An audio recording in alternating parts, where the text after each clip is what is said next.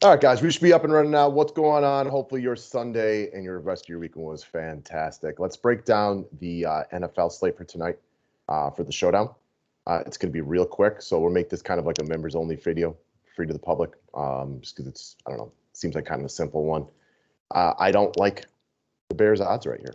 I know Justin Fields looked a lot better last week, but seems like a kind of a rough spot for him. Pittsburgh is playing some better ball recently. And while they do get David Montgomery back, this is not the kind of defense that I put a lot of faith in the Chicago Bears being able to, take care of a lot of things right here. So who's going to be chalky? Well, mostly Pittsburgh guys. So, I think your choices are between Najee Harris or Deontay Johnson at the captain position.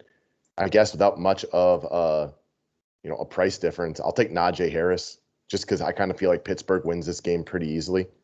And I'm going to go out on a limb and say I think they can run the ball a decent amount in the second half. So you got Harris, Johnson. Those are going to be your two real chalky guys. You can throw in Big Ben. I don't think he has a monster game or anything like that. So if you want to get away with it, go right ahead. I actually think you could probably get away with not playing him, especially means if you got Claypool. If you think like Justin Fields, for example, is the one bear you want because you think he's out there scrambling for his life, I can understand that. That could make sense to me. There aren't a lot of great cheap plays on this slate. So that's where a big time struggle is going to come from a lot of these guys. Like, where are you going to go for low cost type of stuff? Not a lot of options out there, right? Like, who are you looking at? Like Zach Gentry? All right. He's cheap with Ebron out. I mean, he had 5 targets last week. Are you going to be excited about this one? No, you're not. Like Ray McLeod? Ugh, right? What is in here that you're going to find encouraging? Okay. Anthony Miller. He was signed off the practice squad, hasn't seen a target right here. Like, where are you going to go for really cheap guys? Benny Snell? If you're doing that, you have to really be operating under the assumption that this game is going to be very lopsided because Benny Snell doesn't really touch the ball. So there's not a lot of even decent options for cheap guys on this slate, period. Like, nobody that you really feel like you're going to get points out of. So when you're playing around with roster construction, you got to get a little ugly. Like Jesse James has had 3 targets each of the last 2 weeks. All right. You look in there, he's kind of been filling in because Jimmy Graham's been out. And now Jimmy Graham is back. So you don't really think of him as an option. So I guess, honestly, one of the better options could be Jimmy Graham, right? Nope, he's got 1 catch all year. So where's your faith going to come into this situation? So this is why, I'm probably not going to force Justin Fields into my lineup because I want to make sure I get Najee Harris and Deontay Johnson. And from there, it gets a little bit ugly. The guy most likely to make my roster from the Bears, knowing you got a roster of Bear, is probably Darnell Mooney. And then maybe right here, you get to a Freiermuth. And the Steelers defense is somebody I like. There's nothing down here that I'm going to get very excited about.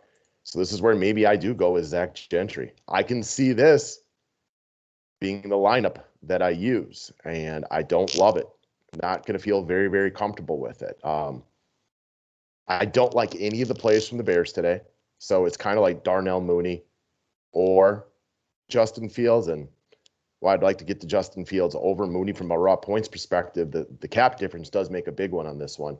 I know Fields looked a lot better last week from a DFS perspective, but he hasn't really been very good at all. So, I'm just not excited about it. I think, you think back to watching Jordan Love play yesterday. Some of these young quarterbacks struggle with a big pass rush, and that's what the Steelers got. So something along these lines is probably what I'm considering. I don't love using double tight ends from Pittsburgh, but Zach Gentry might be your best punt play with Eric Ebron out.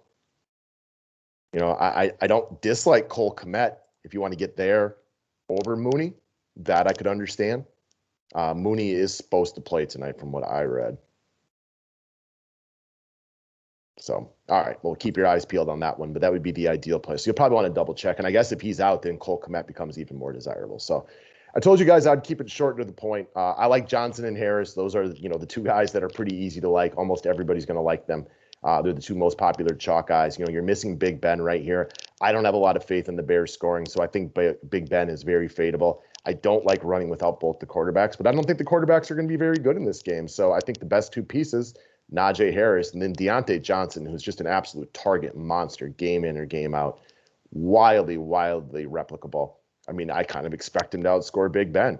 He's been doing it basically all season. Why would tonight be any different? You know, Claypool's in there, but there's been nothing very exciting about his performance this year. You know, he's only scored once. Big Ben can't get the ball down the field, so probably something like this. It's not the sexiest of NFL slates, but this is what we're dealing with. So that's it for today, guys. Thank you very much. Have a good one.